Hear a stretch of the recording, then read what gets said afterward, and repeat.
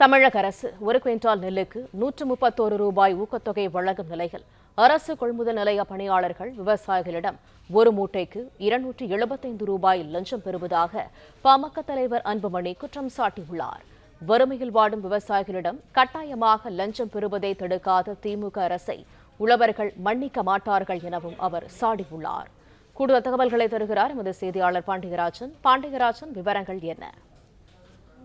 பாமக தலைவர் அன்புமணி ராமதாஸ் வெளியிட்டிருக்கக்கூடிய அறிக்கையில் கொடுப்பது ரூபாய் 131, ஆனால் பறிப்பது ரூபாய் 275 என நெல் கொள்முதல் நிலைய ஊழல்களை தடுக்க வேண்டும் என விமர்சனம் செய்திருக்கிறார்.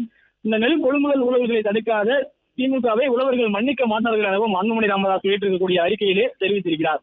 தமிழ்நாட்டில் குர்பை பருவ நெல் கொள்முதல் வழக்கத்தை விட ஒரு மாதம் முன்கூட்டியே தொடங்கியுள்ள நிலையில் நெல் கொள்முதல் நிலையங்களில் தலைவிரித்தாடும் ஊழல்களால் உழவர்கள் கடுமையாக பாதிக்கப்பட்டுள்ளனர் என அன்புமணி ராமதாஸ் தெரிவித்திருக்கிறார்.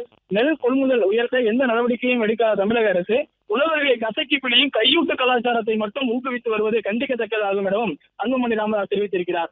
நெல் கொள்முதல் நிலையங்களில் நெல் கொள்முதல் செய்யப்படும் நெல் 40 கிலோ மூட்டையாக கட்டிதான் எடை வைக்கப்படுகின்றன. ஒவ்வொரு மூட்டைக்கும் ரூபாய் 60 வீதம் கையூட்டு வாங்கும் பணியாளர்கள் மூட்டைக்கு 2 கிலோ நெல்லை குறைத்து கணக்கு காட்டுகின்றனர் எனவும் அன்புமணி ராமதாஸ் குற்றச்சாட்டை முன்வைத்திருக்கிறார்.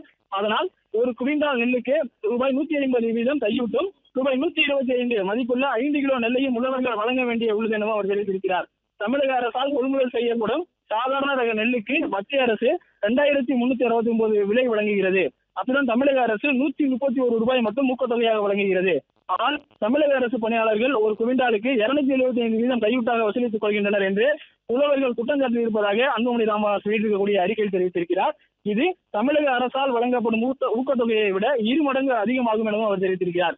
இந்த கையூட்டை வழங்காமல் உழவர்களால் நெல்லை விற்பனை செய்ய முடியாது எனவும் ஈரப்பதம் அதிகமாக உள்ளது என்பது உள்ளிட்ட காரணங்களை சொல்லி நெல்லை கொள்முதல் செய்ய பணியாளர்கள் மறுத்து விடுவார்கள். அதனால் கையூட்டு பெறுவதை தவிர உழவர்களுக்கு வேறு வழியே இல்லை எனவும் அன்புமணி ராமதாஸ் வெளியிட்டிருக்கக்கூடிய அறிக்கையில் குறிப்பிட்டிருக்கிறார். தமிழ்நாட்டில் இன்றைய நிலையில் ஒரு குவிண்டால் நெல் உற்பத்தி செய்ய 2300 செலவாகிறது எனவும் அன்புமணி ராமதாஸ் தெரிவித்திருக்கிறார்.